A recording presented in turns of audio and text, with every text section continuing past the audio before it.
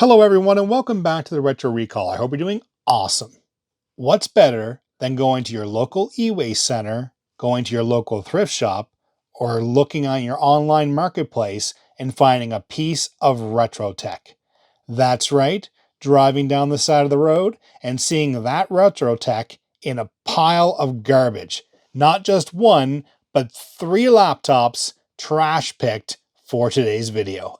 I have no idea what the configuration of these systems are. I have no idea if these systems work. So you know what? We have lots to do to explore these systems. Let's get right to it.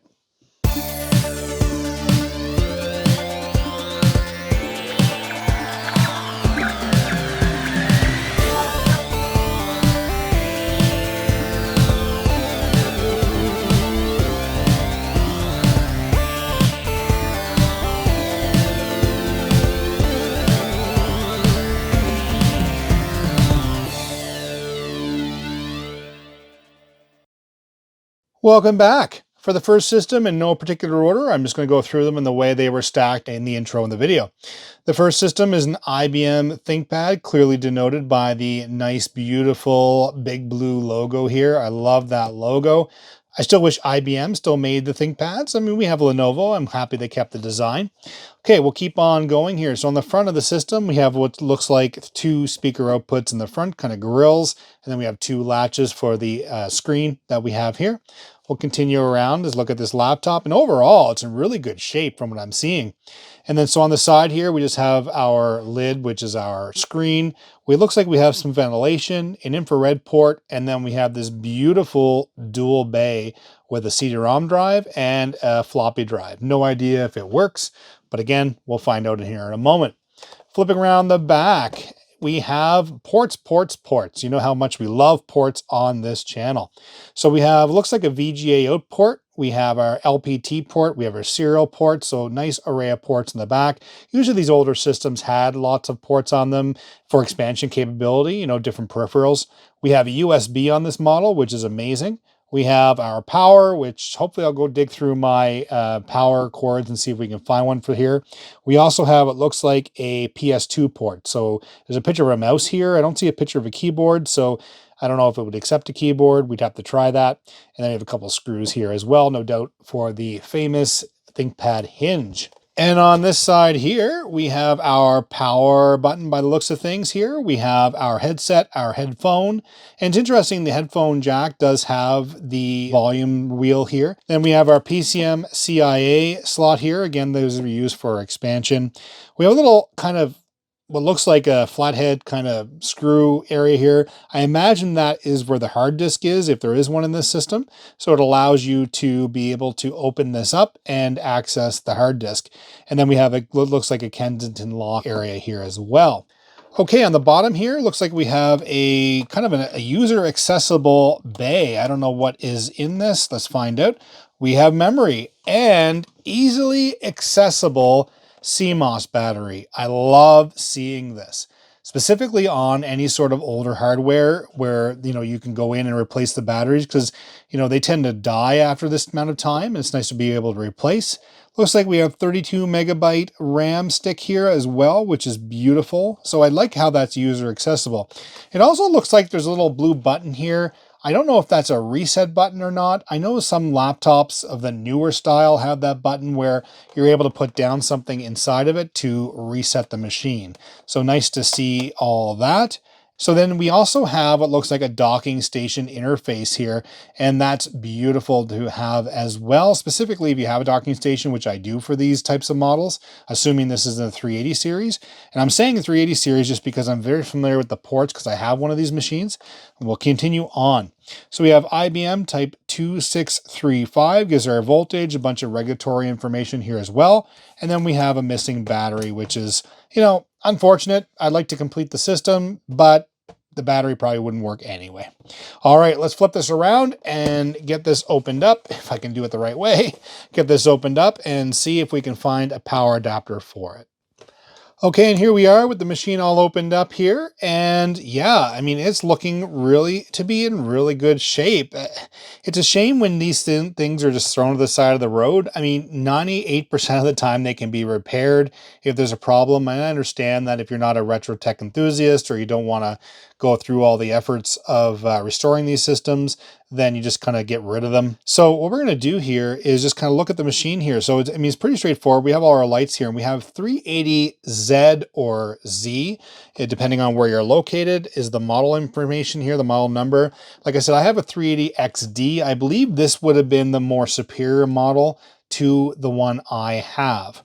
So we have a Pentium 2 inside, Intel inside sticker here, which is great. And then designed for Windows NT or Windows 98. So fairly capable in that regard. I really like how we have the backlight or brightness here on the front screen versus using hotkeys. I always liked having those physical kind of buttons there. And then we have a much larger screen than what I have on the 380XD. 380XD is slightly smaller. This is nice that it takes up the entire kind of area, so it's nice to have that. Okay, let's, I have it plugged in. I found one of my IBM power cords, so we should be able to power this up. Let's see what happens.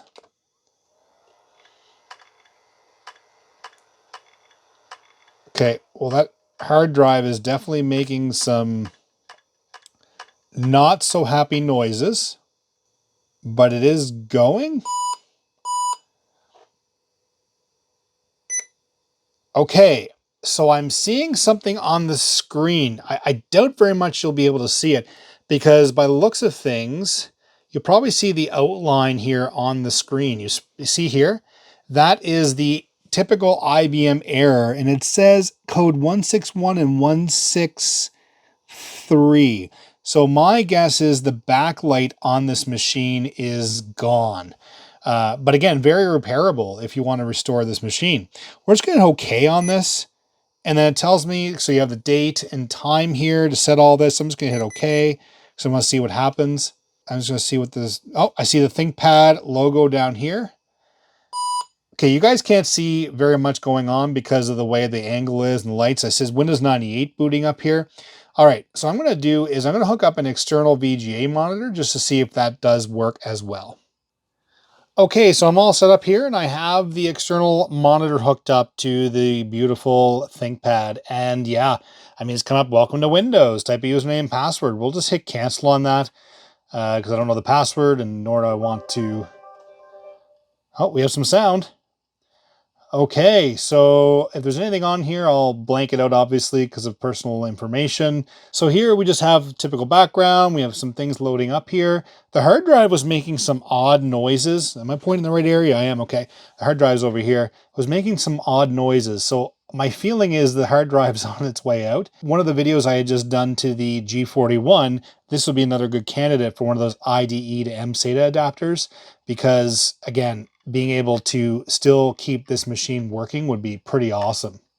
Okay, I'm going to go to my computer. Oh, yeah, the hard drive is making some weird noises again, and my mouse stopped moving. Oh, it's working again. Yeah, it's definitely going to need some TLC. Okay, I'm going to go into the computer settings here for a moment. And here we have the Windows 98 second edition showing. Registered to type your name here. And our computer is a Pentium 2 processor with 64 megabytes of memory.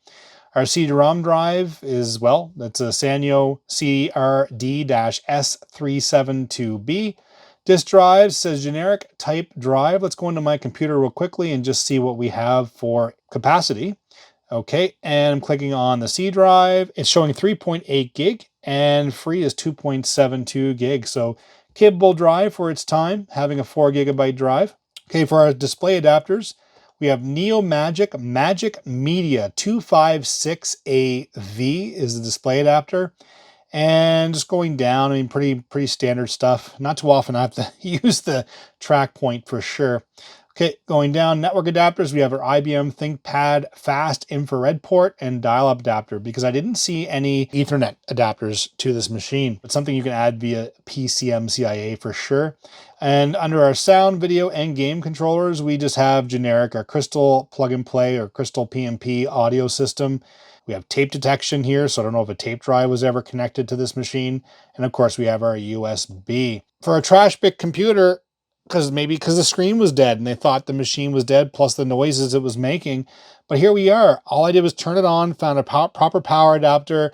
This is definitely worth a restoration. This system, I believe, anything ThinkPad, I'd like to try to restore and clean up and what have you. But the fact that there's no backlight doesn't discourage me. These can be easily taken apart with caution, of course, and then being able to find replacement parts, whether it's a donor machine or sometimes you can find some newer parts to help. System number one is working just fine. I mean, yeah, we know we don't have a screen, but that's cool. We can use an external monitor for now until we get the system all kind of restored and working again. But I think it's definitely a good candidate for a restoration.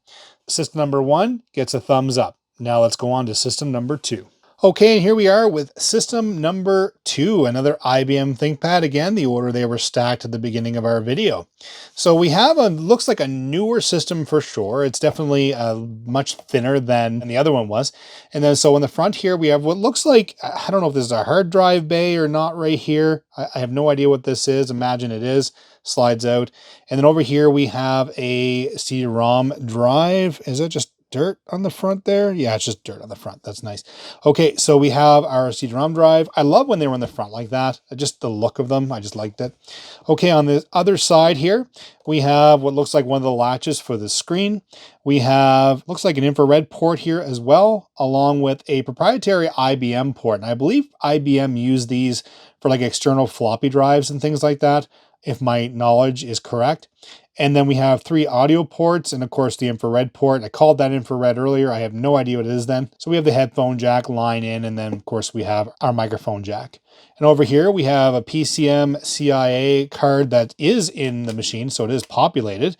And then of course we have a spare one as well. There we are. We have a 3-COM fast Etherlink 16-bit card. You know, too bad we don't have the dongle with it, because the dongle would give this machine the Ethernet, basically 10100 Ethernet capability. Now, I mean, you saw in one of my thrift find videos, that I do have a bag of these cards with dongles and what have you. So I may even have a replacement one. So in the back here, we have what looks like, again, a PS2 mouse port here. Again, not sure if you can use this for a keyboard or not, but interesting to have on the system. We have our VGA out port, LPT1 port for our printer, and looks like the docking station on this machine is at the back. And there, you know, this is a very wise design change compared to what would have been before, because when you think about it, when it's on the bottom of the machine, you get a lot of dirt in that kind of that connector port. And I realized that it had a cover, but still it would happen, right? You would just put it down, it would open up, dirt would get inside. So this is a little better design in terms of protection, of course. And over here, we have like a little flap here, and we'll try not to break in. Okay, so it's just a cover. And I'm not sure if maybe there should have been a cover on this side or not. By looks of things, maybe like a little door that should have been opening, covering these ports. But over here, we do have our serial port. And looks like we have slightly damaged plastic here, which of course we can get repaired. And then we have a power adapter here as well. Swinging around the other side, we have our USB port, which is awesome. Ventilation, power, built-in modem, which is great. Looks like a Kensington lock there as well. Shows a picture of a lock. And then of course our other latch for the screen. So the back looks to be fully populated. We don't have like a missing battery or anything like that. Let's get this all kind of situated for everybody. I'm just gonna open up this port here. I like going and looking to see what we have for the machine. So let's open this up. And looks like we have a wireless card. Yeah, some regulatory information. So I believe this is a wireless card for this machine. And over here, more surprises. And we have our accessible RAM. That's really cool design. I love anytime you can access these things that easily. Today's laptops, either they're soldered on the motherboard or you have to take them completely apart, like literally completely apart, to get it to anything user accessible, because I don't want you doing that. But it's good to have this memory. What do we have here? It looks like we have 128 meg stick here And what do we have on this side? It doesn't say. Yeah, we'll find out as we go. All right. So we have that. And then, of course, we have what looks like a battery, which is awesome. So, and it's IBM branded. So it's one of the original batteries. Sometimes you get these machines and they just, yeah, they just have replacement ones. So we'll put that back in. And the other thing you have to be mindful of with these older batteries is any sort of swelling if the cells start going bad. So you want to be mindful of that. And one thing I like about the ThinkPads specifically, but IBM as well, is that when they made them user accessible, they made them user accessible, meaning you can go in and just replace the hard disk if you needed to for troubleshooting and all those good things. So definitely awesome to have as part of a feature. Let's swap this around, get this machine plugged in, and see what it looks like on the inside. Okay, and here's our beautiful ThinkPad system number 2. Yeah, just your famous ThinkPad keyboard. I can't go enough about these. All the years these ThinkPads have had amazing keyboards. Just a pleasure to type on. But everything looks good so far in terms of the screen. I believe this is probably a 14-inch based on what I'm seeing here. We have IBM ThinkPad logo on the top here. It's a 600X laptop. So that's pretty awesome to have. I don't have one of these in the collection. And then going down, you have your keyboard, your track point, and then down here you have your track point controls.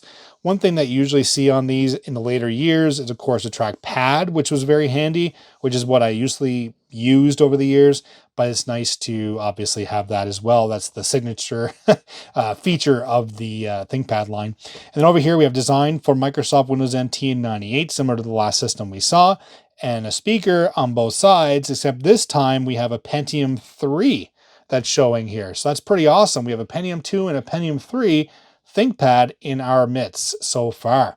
All right, so I have it plugged in the back here. Let's find the power. It's okay, it's on the side here. Turn it on and see if this machine boots. Do we even have a screen? We do have a screen. Okay, it says 328 megs of RAM here. So that's what we have installed. Probably have a 256 and a 128. Okay, so we're coming up with an error here. Okay, the error is the 161 and 163, which is generally the settings, memory settings are gone because the CMOS battery is gone. Okay, we're just gonna hit okay on this, okay again, and we should bypass that, and we'll see what the system does here. Okay, so the IBM logo, when I said 327, it probably has some shared video memory in this. There we go. We have booting operating system, Windows 98, everybody. Oh my goodness. Okay, that's awesome. Still booting. Our pretty generic Windows background here. And looks like just a basic install of Windows. Okay, our track point's working fine, which is nice. Let's go into computer properties here and see what we have. It's registered to ThinkPad 600X. We have 320 megabytes of RAM, according to Windows. Click on Device Manager, and we have some things missing for sure. Okay, and I'd say the display, yeah, okay. So we only have a standard display adapter installed right now, so that's probably why the graphics are all kind of choppy here. We have our CD-ROM, so we have a Toshiba CD-ROM XM1902B installed. Our disk drives, let's see what we have for a hard disk in this system. And I will say the hard disk in this system, it's not making any sort of clunky noises, which is wonderful. It looks like a 40 gigabyte hard drive that we have here. It shows 37.2, but there's some percentages there that are used for the formatting process. So we have Windows 98 is what it's labeled as. So it looks like it was just a generic system that was kind of wiped and then tossed. We'll have to get those installed if we decide to do a restoration on this, but I don't see a reason why not. Infrared devices. So we have the infrared installed.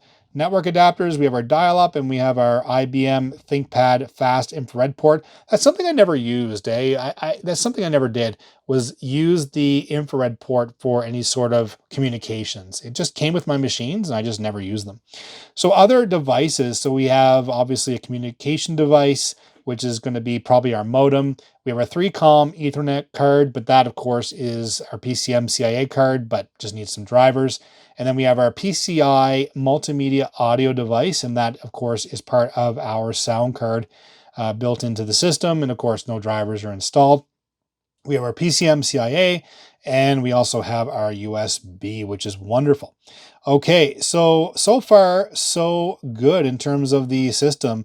Yeah, it's just a very basic installation of Windows 98, and obviously they named it ThinkPad 600X as the user account, so they knew this system was going to either e-waste, the garbage, or whatever.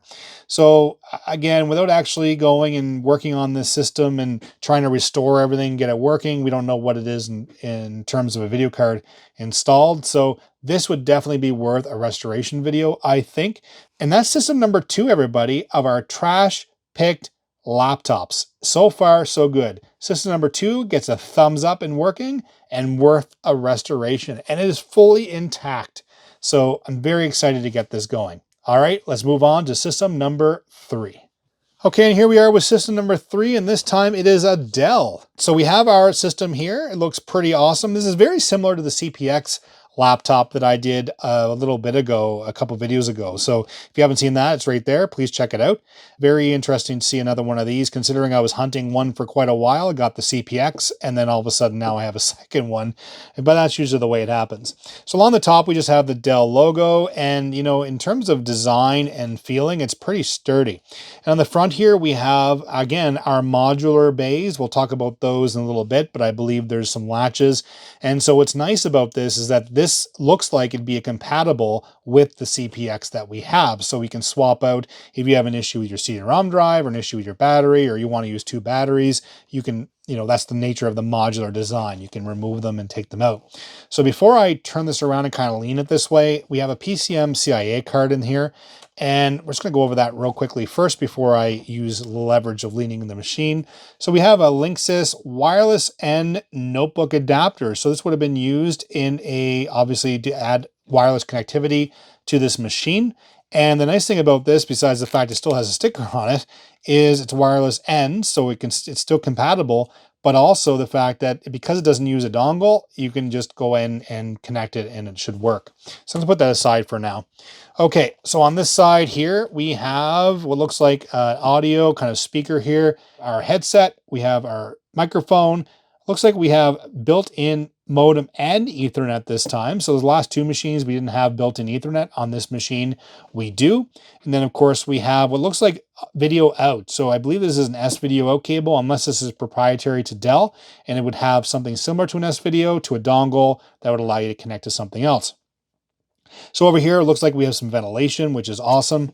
So around the back, let's continue on. So we still have what looks like ventilation. I'll talk about that in just a moment. So here we have a serial port. And again, these machines are worth their weight in gold when it comes to serial ports, because a lot of different, systems designers and maintenance staff that have these types of laptops in the field require that serial port to connect to older systems, or even network designers and things like that that have the old kind of switches still intact today, and routers and things like that that need that port. So it's very handy to have that in these machines. That's why these are still sought after, versus using like a USB to serial adapter, which can add some overhead to the process. Then we have a parallel port here. We have a Dell proprietary adapter here for a docking station. It looks like a laptop, and top of the picture looks like a laptop sitting in front of a docking station. That's pretty clear. We have some ventilation here. It looks like a fan port here. That's my guess. Then this one here is a PS2 port, but this time it shows us a picture of a mouse and a keyboard, which is very handy. We have our VGA out, and looks like our power adapter. I'm pretty sure this is the same one that we had for the CPX Dell as well. Okay, on this side, we have that PCM CIA card kind of slot that was missing because it was populated with that Linksys wireless card. Here, looks like that is our hard disk, which would be unscrewed from here. Be able to remove that, and again, user accessible. And then we have, it looks like, another speaker here. Okay, so along the back here, we have a fan over here for ventilation. So it's kind of like inset into the machine. It has this kind of bezel here that's kind of protecting it, but then it goes and slides into the machine there on an angle, which is pretty cool design, ensuring that when you have it flat down on the surface, it can still operate. Then we have some regulatory information here. Looks like there's a screw here, but that is for another component. This actual part does not come out. So towards the front of the machine, we have these 2 little latches here. And these latches, if you see in my video, you know this. So these are just the modular bays that allow you to hook different devices, whether you swap out the CD-ROM drive and you put in one of these that had a floppy drive, or maybe you wanted additional power, so you'd have two batteries. This does have the dual connector inside to allow you to hook up a battery if needed. Okay, let's close that. And we'll do the same thing over here to make sure everything's good. And there's your battery. Yeah, pretty straightforward. Slide the battery in and you're good to go. So give you extra juice if needed. Okay, let's open up this. I'm curious to see what is inside here. To get that out, it's going to be some difficulty because of the wires that we have here. So if you know exactly what this is, please let me know down in the comments. My gut feeling is a wireless card, and maybe it has a wireless card built in, and then this is just an upgraded wireless card they would have used. So it's very possible that's what it is, but let me know down in the comments. And then over here, we have our battery. So this is the battery that was in the other system leaking under the mouse port, like where the track point was. So it is actually accessible by the user to be able to replace this, which is pretty awesome, versus the CPX where you'd have to take out the entire keyboard assembly and the palm rest to be able to access the CMOS battery. So really, really handy to have that. And then for memory, we have 2 sticks of RAM, 128 megabytes there, and oh, I don't like that. These are plastic. Usually these are metal, but unfortunately they're plastic. So you have to be very careful with these. And this just looks like a generic stick of memory. So I have no idea what that is. So we're going to find out, hoping that the machine does power up. So I'm going to be very careful putting this back in. I don't ever remember seeing these systems with plastic. Usually they have those metal latches that we saw on this card here. Never with plastic, specifically on the RAM slot. So that's interesting. Okay, and then we have nothing else that's in here, but I just love that that's all user accessible. And then over here we have some information with 3Com. It says LAN modem, so that's the regulatory information for the LAN and modem, which is awesome. Then of course we have the Windows 98 sticker on here, so I'll just guess that that's what's installed in this machine, but we're gonna find out. I'm going to go grab the power cord for this and we'll situate the camera and to be able to see a better view to see if the system will post. Okay, and here's our beautiful Dell. And I still don't know what model this machine is, to be completely honest with you, because I had CPX written right on the machine that didn't have any sort of model information that I could see on the bottom of this machine, but we'll find out when we turn it on, hopefully. And it has the same kind of footprint and design as the CPX does, so that's really awesome. And then there's that missing key that we had in the other CPX that was missing, so nice to have this. So at the very least, if this doesn't work, we can steal parts from this for the other machine. Hopefully they're compatible. So we have the Dell logo, we have the power on button, and it looks like a reset button or a standby button here. A couple lights, says Latitude on it, no other information written on the bezel of the screen. It seems to be in okay shape. I'm not seeing any sort of damage here. Yeah, I'm not seeing anything. I am seeing kind of some discoloration right here in this section, but what do you get for something you picked out of the garbage? The keyboard seems to be pretty much intact. No issues. We won't know until we turn it on, of course, but we have our track point here, our trackpad. This says have both, so it has the mouse keys for both. And then over here, we have our Intel Pentium 3 inside and designed for Windows 2000 Professional NT498. So this time we have the Windows 2000 Professional added to the list of approved operating systems, even though we know they were thrown on every single machine that they could get for marketing. All right, I'm going to hit the power button and see what happens. Okay, we have, let's go to F2 for setup. It says here memory write read failure at, and then it gives an address. And then decrease available memory, invalid configuration information, please run setup program. Time of day not set, of course, battery's probably dead. Strike the F1 key to continue, F2 to run the setup utility. Let's go into the setup utility. And here we are at the setup utility. All right, so we have a mobile Pentium 3 850/700 megahertz, but it says it's currently running at 850 megahertz. We have 256K of level 2 cache. System memory is 128 megs of RAM. It's possible that that stick of memory I took out disrupted it. So I'm going to have to, before I do anything else, I'm going to flip it around because I do want it working to see if it'll detect it. So I'm just going to shut the machine off real quickly, spray some contact cleaner in there and put it back in to see if it registered that second stick. Okay, so I've gone ahead and sprayed some contact cleaner on the RAM module that we had, well, the one that was showing wasn't working. Hit the power button again and see what happens. Okay, so I'm just going to see what it says here. See if we get any memory errors this time.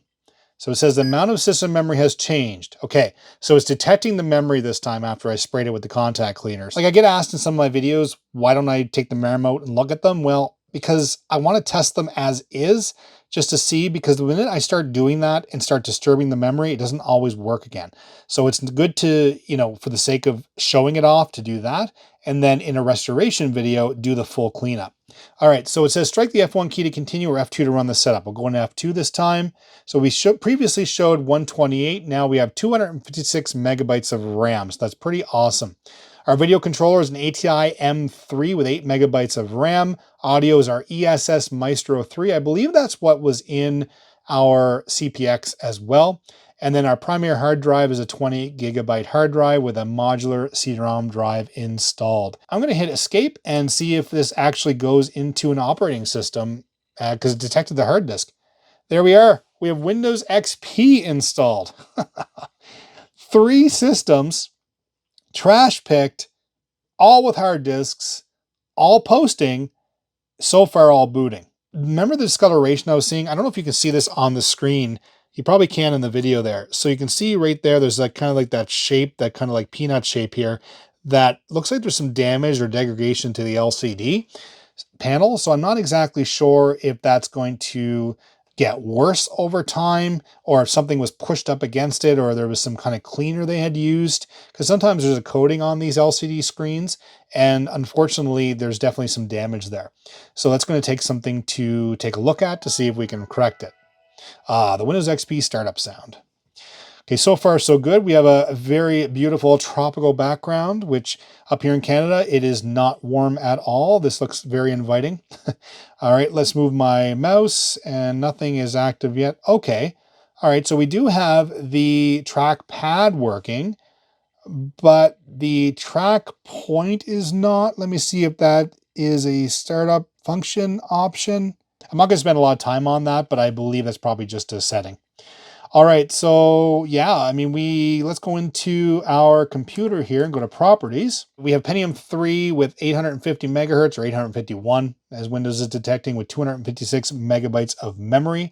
Under our hardware and our device manager, let's bring that up, see if all our drivers are installed. Looks good so far. Under display adapters, we have an ATI Mobility 128 AGP2X is our display adapter, which is nice to have discrete graphics. It is 8 megabytes of RAM, but it gives you more options than, say, that Chips and Technologies chip that we had built into the Compaq Armada. So it's nice to have that. And then continuing down for our modem is our 3COM 56K V.90 mini PCI modem. So it's nice to have a 3COM branded modem in this machine. Under our network adapters, we have our 3COM 10100 mini PCI Ethernet adapter as well. So that's probably that combo that we saw in there. I'm not seeing any Wi-Fi, so I'm not sure if that controls, like that card that's in there is actually the modem card, an Ethernet card that we saw that runs over to those ports. It's probably what that is. So our PCM CIA adapter here, which is great. Our processors, our Pentium 3 processor. Our sound is our ESS Maestro 3 PCI audio. So we had seen that in the BIOS itself. And of course we have our USB, which is great. So it's nice to have all of the drivers installed in this machine. So definitely worth taking an image of this just to make sure we have at least the drivers. It looks like system number 3 gets a thumbs up. All right, let's go to the outro.